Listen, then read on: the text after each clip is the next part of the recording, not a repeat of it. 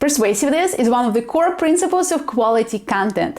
It's the superpower you need to turn the readers into leads. But how do you make a persuasive piece of writing? This problem was solved 2000 years ago by a Greek philosopher. Curious to learn how? Watch this video to find out.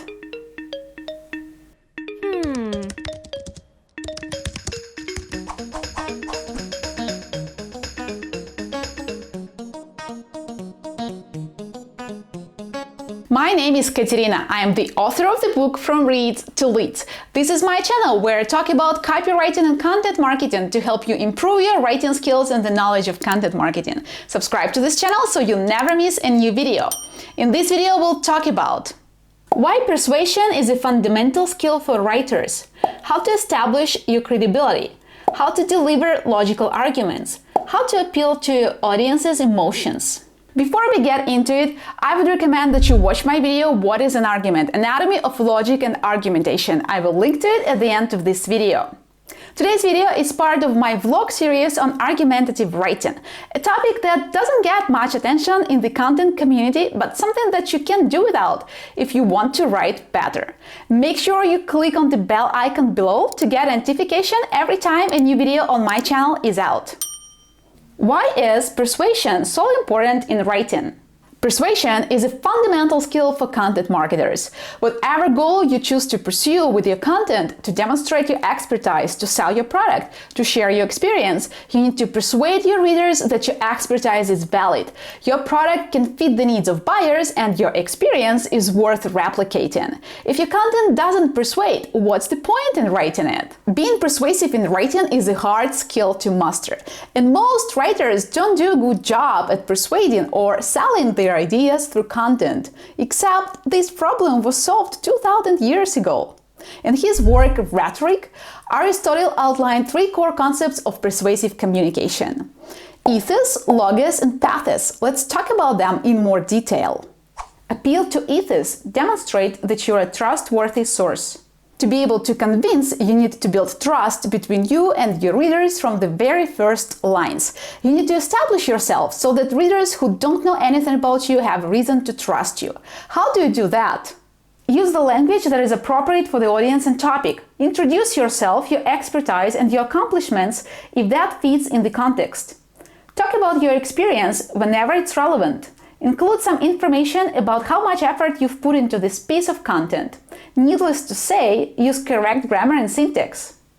Here is an example of appealing to ethos in an article called The Transformative Business Model in Harvard Business Review. What exactly enables a business model to deliver on a technology's potential? To answer that question, we embarked on an in-depth analysis of 40 companies that had launched new business models in a variety of industries. Some succeeded in radically altering the industries, others looked promising but ultimately did not succeed. In this article, we present the key takeaways from our research and suggest how they can help innovators transform industries.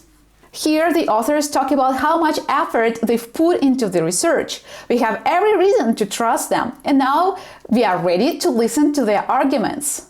Appeal to logos. Use logic and reason to argue for your position. With credibility established, you can start building logical arguments to gain support for your ideas and defend your main stance. Here's what you can do to appeal to logos.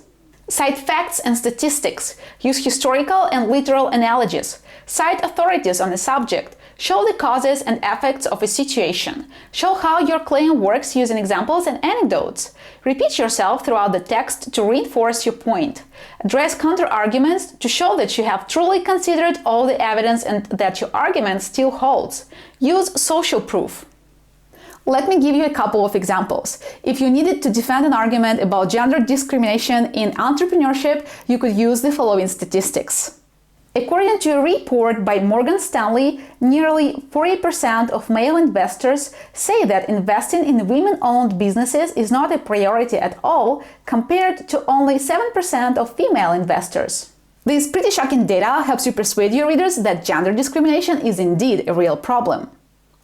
Now, how do you use social proof to build an argument?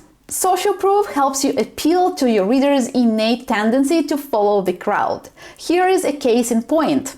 One of our Kayak's clients, a company that provides a solution for sourcing tech talent, published an article called Best Turing Alternative for Hiring Pre-Vetted Global Remote Software Engineers. Turing is one of the best platforms for hiring developers remotely. In this article, we wanted to argue that Turing might not be as perfect as its website promises. To find some evidence for our claim, we researched developers' reviews of Turing and even got in touch with Turing directly to find out what a reader can expect from this platform.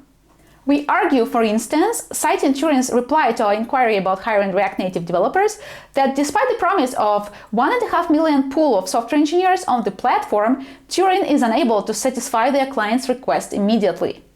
In another paragraph, we use a screenshot of a software developer's review to evidence that the company promises competitive salaries to all the developers they collaborate with, but tends to lower the rates after a developer passes the test.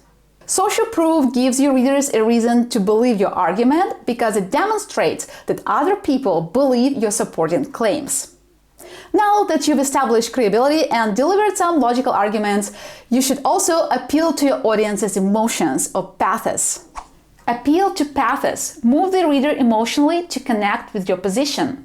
Aristotle believed that you can't persuade people without making them feel a certain way. In other words, you need to appeal to their emotions. How do you evoke emotions in readers? One way is to use follow words that can trigger fear, excitement, trust, anger, inspiration, and other positive and negative emotions. I have a whole bunch of these words on my website. Go check them out. All the links are in the description below. Here is a good example of using follow words to make an impact. At the beginning of the war, Ukrainian President Volodymyr Zelensky delivered a speech to the European Parliament calling on the EU to stand with Ukraine as Russia continued its deadly advance. This speech has moved his English translator to the brink of tears. Here's what he said. The European Union is going to be much stronger with us. We have proven our strength. Do prove that you're with us. Do prove that you will not let us go. Do prove that you are indeed Europeans, and then life will win over death and light will win over darkness. Simple words: stronger, strength, do, prove, win, life, death, light, darkness make this speech so powerful. Another way to tap into people's emotions is by using stories. Aristotle believed that storytelling is the best way to transfer emotions from one person to another. 2000 years later, this claim was proven true by neuroscientists. When the reader's brain sees a story, its neurons light up in the same pattern as in the storyteller's brain. This process is called neural coupling. Mirror neurons make the reader feel like the story they are reading is their own experience. When the story is well told and is emotionally engaging, the brain produces oxytocin, the love hormone. Thanks to oxytocin, the reader feels a bond with your brand and comes to trust it.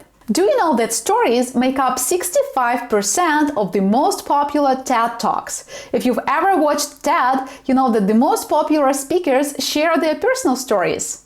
For example, Brené Brown starts her talk The Power of Vulnerability with a funny story about how an event planner responsible for one of the speaking events that Brené participated in was trying to find a proper title for Brené to write on a flyer. Tim Urban talks about how he tried to write papers at college in his talk Inside the Mind of a Master Procrastinator.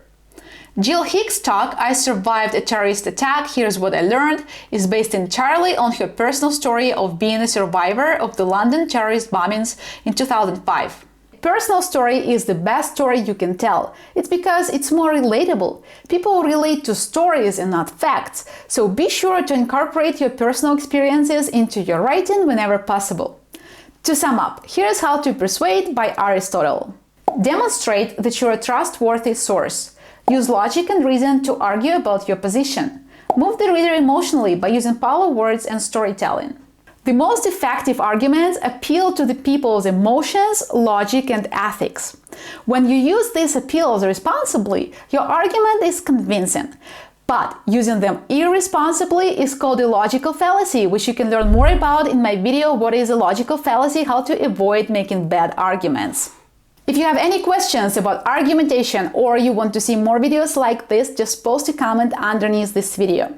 Don't forget to give this video a like. I've got more content coming out every week, so you definitely want to subscribe to this channel for more useful stuff on copywriting and content marketing.